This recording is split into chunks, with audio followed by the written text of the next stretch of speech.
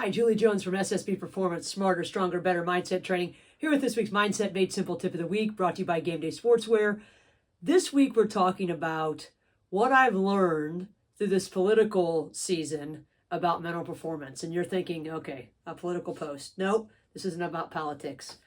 There are lots of stories out there that have been told over and over and over. And what I've learned through sitting for 2 weeks at the Cleveland Clinic without a fast forward on the TV and lots and lots and lots of 30-second political ads is that if you tell the same stories over and over and over again, people have a tendency to believe them.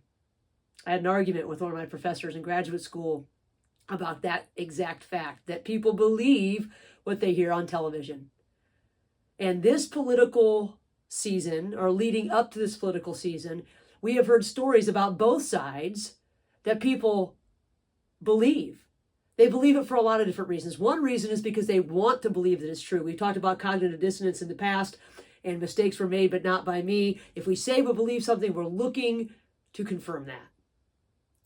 The other reason is because if you just keep talking about stuff, all of a sudden you're like, oh, that's part of our narrative. It's part of the truth. It's part of what is real, whether it's real or not, whether it's people eating pets in Southern Ohio or people letting people in the border this way. Either way, these stories become a part of our narrative. And when I sit and think about all these stories, some of them so absurd, that people believe, it made me really start to think about this and be more and more committed to the fact that we have to understand that when we hear things over and over and over, it affects us. What's this have to do with our performance? It has everything to do with our performance, because the stories that we tell in our own head are the ones that we listen to the most. So the stories that are going on up here are no different than the stories that are being thrown at us from out there. It's almost like those people making these political ads know everything that we're going to talk about in the next 2 minutes. They know that our RAS, our reticular activating system, a little part of our brain that acts as a filter, that filters out all of the millions and millions and millions of things that are thrown at us each day, all the different stimuli.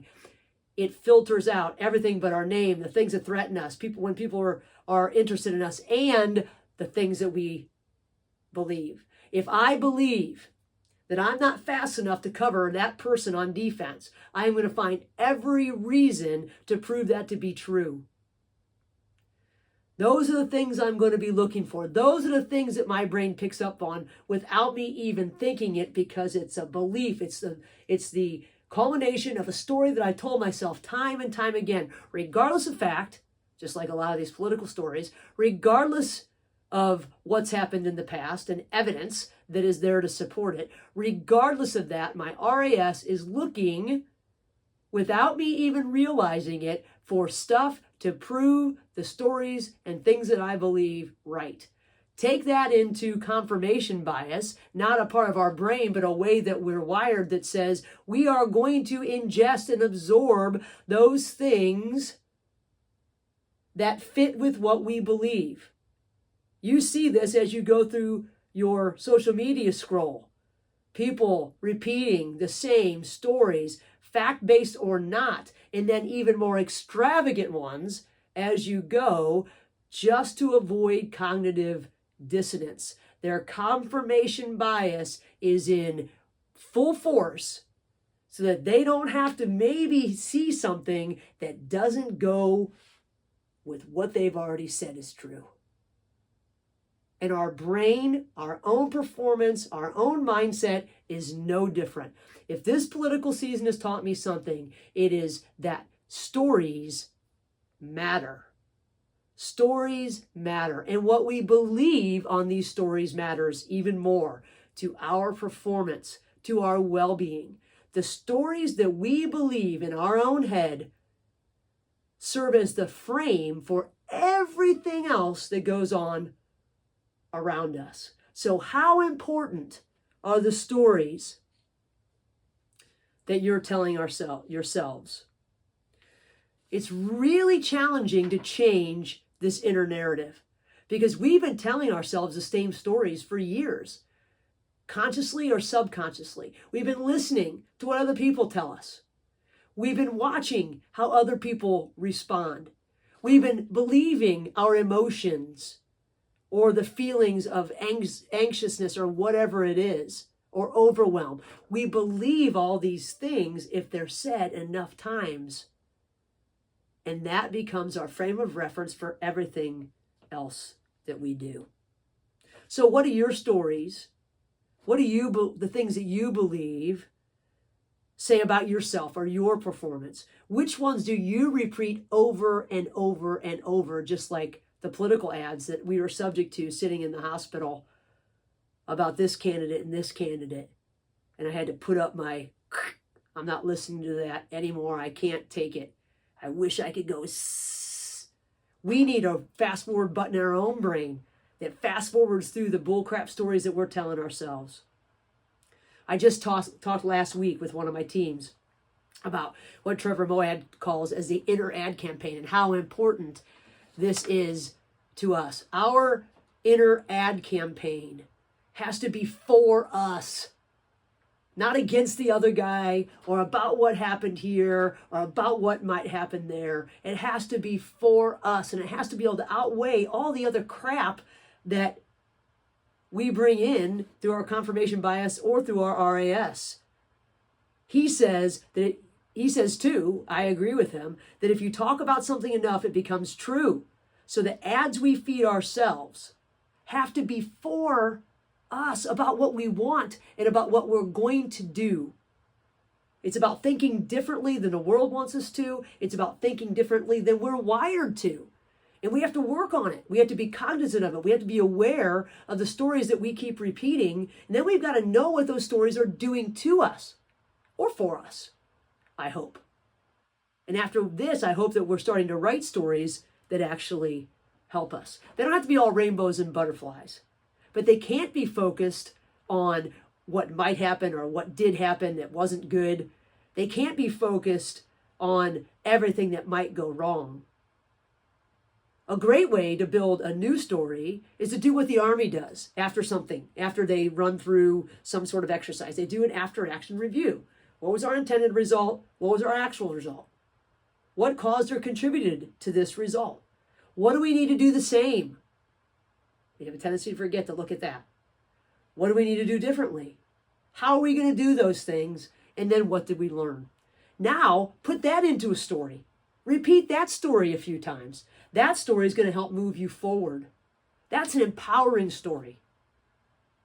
Yes, it's hard to sort of negate or fast forward through some of these internal narratives that we've been running for years. But no matter how long we've been telling ourselves that same story, our brain can rewire itself. It's called neuroplasticity. You've heard of it. New pathways can be built. New stories can be created. And you have the tools to do it. If you listen to these tips every week, you've got every tool you need. We can rehearse what we want to happen. I've got a whole list of them in the message if you go to read it. It's as simple as evaluating instead of judging. It's about assessing our process instead of the outcome, which we don't control. It's about mentally rehearsing a favorable outcome, something that we want.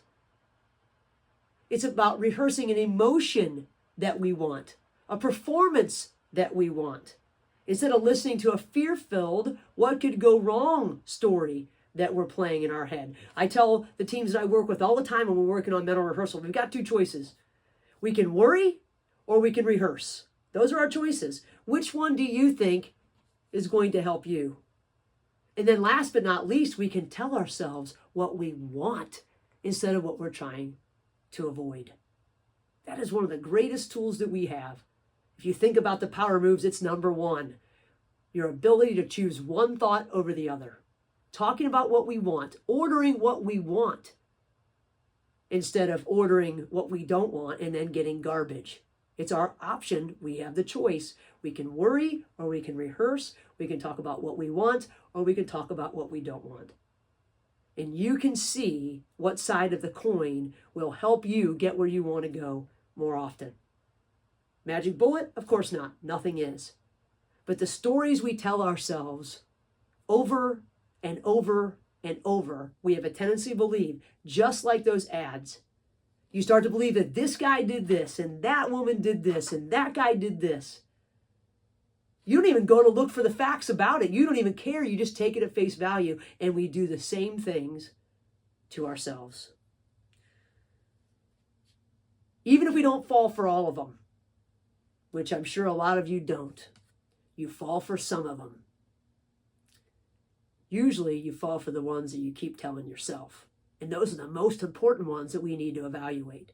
So which stories do you need to rescript? What narratives do you need to rewrite? What do you need to start talking about over and over and over to ensure that your stories are working for you and not against you?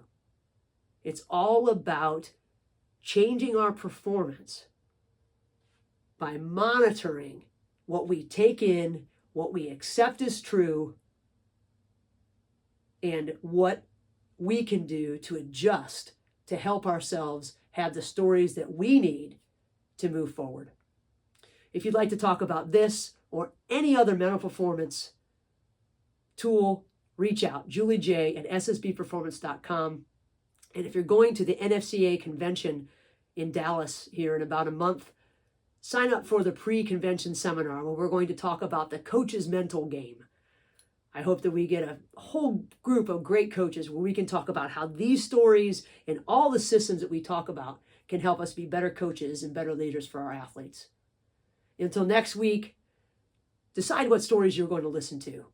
Fast forward through all the bull crap and get back to talking about what's true, what's useful, what's good, and what helps your performance. Have a great week.